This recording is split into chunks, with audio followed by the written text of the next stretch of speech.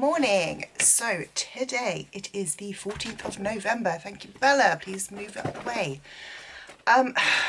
Move her tail. So Goodreads have announced this morning their Goodreads Choice Awards lists. So I'm going to react to them just for lols. It is 8:30 in the morning. I have not yet taken Bracken out for her walk, so I'm going to be kind of trying to fly through this fairly quickly. I'm going to go through the fantasy list and the romance list, which are the ones that I made predictions to. I will link these somewhere. I'm not entirely sure where. Maybe up there, maybe in the description, don't know. And I might just have like a little glance at what else has been nominated in other lists. But I'm going to just be looking at the list on my phone. I'm not doing a screen recording because every time I do a screen recording, it just messes everything up. Then just well, I've tried to do screen recordings like 3 times and my laptop doesn't like them. Anyway, so I'm not doing a screen recording. We're just going with it today. So I'm going to put here somewhere my fantasy predictions. So I predicted Fourth Wing is going to be nominated. I absolutely still think that.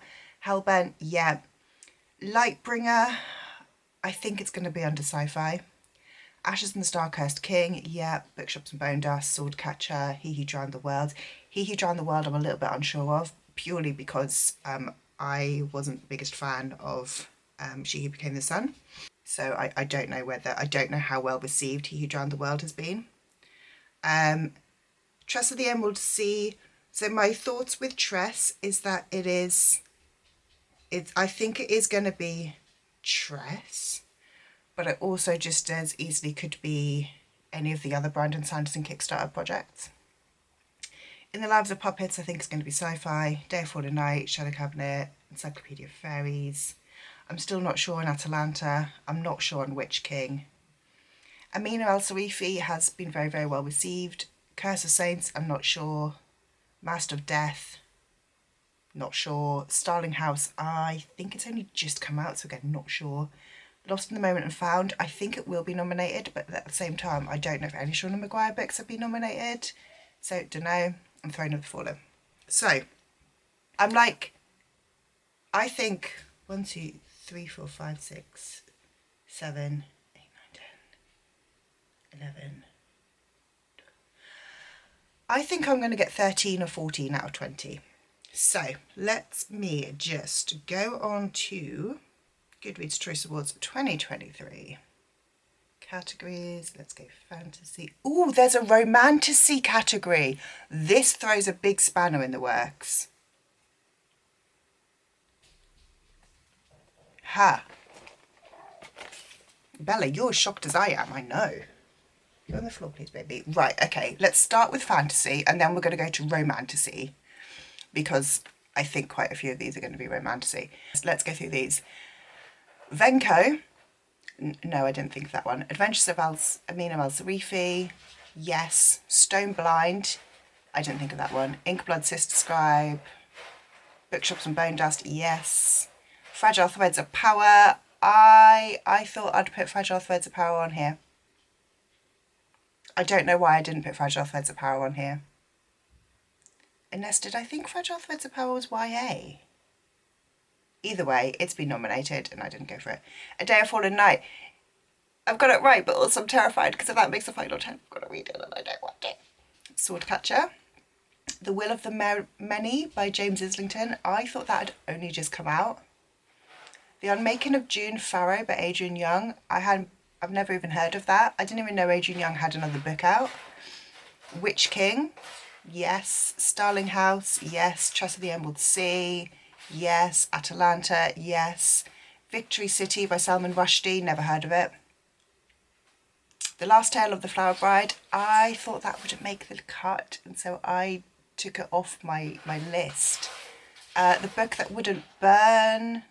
Hellbent. Yes. Clytemnestra. I haven't heard of it. Emily Wilde's Encyclopedia of Fairies. Okay, I got 10. I got 10 out of 20. My battery is about to die. Back to you with romantasy and romance. Okay, we are back and I'm going to go through the romantasy list. because I think of the like 10 that I didn't get, 1, 2, 3, maybe 4 or 5 are what I would call romantasy. So let's try that list. Okay, I think I might only get 5 on this list.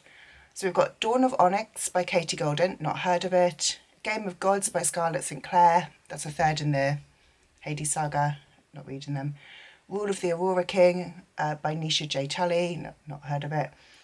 Zodiac Academy 8, okay.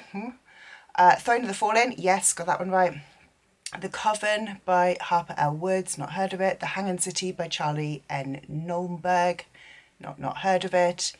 Slaying the Vampire Conqueror by Carissa Broadbent, okay, not heard of that one. And also, does that mean that Ashes and the Starcast King is not going to be nominated? A Fire in the Flesh by Jennifer L. Armentrout, nope. The Hurricane Wards by Thea Granson, that's literally only just come out. Fall of Ruin and Wrath by Jennifer L. Armentrout. Foxglove King, Bewitched, A Queen of Thieves and Chaos by K.A. Tucker. The Jassad Air, didn't know that was a fantasy romance. A Court This Cool and Lovely by Stasia Stark. Ah, there it is. The Ashes and the Star-Cursed King. Got 2. Soul of Ash and Blood by, again, Jennifer L. Armentrout. Assistant to the Villain and Fourth Ring. Okay, so that's, I got 3 of them. So I think on my 20 fantasy ones that I think were going to be nominated, Lightbringer hasn't been mentioned, but I think that's in sci-fi. He Who Drowned the World hasn't been mentioned. In the Lives of Puppets, but again, I think that's in sci-fi. The Shadow Cabinet hasn't been mentioned. Curse of Saints hasn't been mentioned, which I'm fine with, I don't really like it. Masters of Death hasn't been mentioned, and Lost in the Moments and Found. So I feel like 13 out of 20 ain't too bad. Also, I didn't know there was a romantasy category. I'm going to just have a very quick look at sci-fi just to see if Lightbringer and In the Lives of Puppets are there. Lightbringer is there, and In the Lives of Puppets are there as well. Cool. Okay, so I'm counting them. Look, okay, sometimes we just need to do this and make myself feel better. So 15 out of 20, happy with that. Let's move on to romance. I'm pretty confident with my romance list.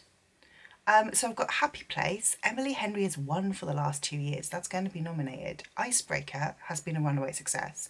Love Actually, yes. True Love Experiment, Christina Lauren is always nominated. The Wake Up Call by Beth O'Leary, yes. The Neighbour Favour by Christina Forrest, question mark, but I think it's going to get in. King of Greed, Things We Left Behind, Yours Truly, again, Abby Jimenez has been so popular this year.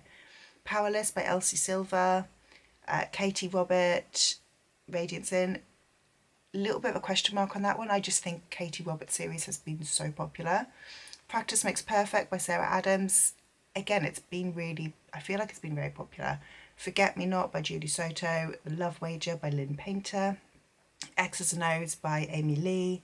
Final Offer by Lauren Asher. Business or Pleasure by Rachel Lynn Sonneman. Something Wild and Wonderful by Anita Kelly. Question mark on that one. The Long Game by Elena Armas. I know actually that Secretly Yours by Tessa Bailey can't be nominated because it doesn't have a high enough rating. Although unfortunately yours could be. So I think I'm going to get about 16 or 17 on the romance ones. Let's have a look. Romance. Good start. The first 2 I don't know. Meet Me at the Lake by Carly Fortune. Not heard of that. In the Likely Event by Rebecca Yaros. Yeah, not heard of that. Happy Place by Emily Henry. Yep, there's one. Practice Makes Perfect by Sarah Adams. True Love Experiment by Christina Lauren. The Long Game by Elena Armas. Final Offer by Lauren Asher. We're going good now. You Again by Kate Boldeck. You Again by Kate Goldbeck. That's a very hard name to say, but no. Pucking Around by Emily Rath. The 7-Year Slip by Ashley Poston. Yours Truly by Abby Jimenez. Powerless by Elsie Silver. Hello Stranger by Catherine Centre. Things We Hide from the Light by Lucy Score. I'm counting that one. I've put on Things We Left Behind but they were both released this year. It's the same series, I'm counting it. Just give it to me, okay. The Right Move by Liz Tomford, Wildfire by Hannah Grace. I'm going to count that one. I thought it would be Icebreaker, but it's Wildfire. Not mad about it. King of Pride, again, I put on King of Greed. Same series, I'm counting it. Just let me have it, okay. A Long Time Coming by Megan Quinn. Surprised by that one, actually. Love Theoretically by Ali Hazelwood and Romantic Comedy by Curtis Sittenfeld. So I got 11. I'm kind of happy with that. So The Wake Up Call isn't in there. The Neighbour Favour isn't. Radiant Sin isn't. Forget Me Not isn't. The Love Wager isn't. Oh. X's and O's isn't. Business or Pleasure, Something Wild and Wonderful, and there's no Tessa Bailey. I am now going to basically go away and have a think about what I have done here. So my plan is when they announce the top 10 list, I'm going to read the top 10 list. And I don't know whether I'm probably going to do one of the fantasy ones. I think I'm going to do fantasy because I think there were too many on the romantasy that I hadn't heard of. But I kind of also want to do romance. I'm just not going to be able to do them both. So I think I'm going to just have a little think about what ones I think are going to win, and I'm going to plan to, in a couple of weeks' time when the voting closes for this round, start reading probably the top 10 fantasy. Let's just have a little. So that was my roundup of the Goodreads Choice Awards nominations. I'm gonna go and vote for things, and decide what list I'm reading and why I clearly don't know most of the books that have been out this year. If you like this video, please give me a like, subscribe down below, and I will see you in the next one. Bye.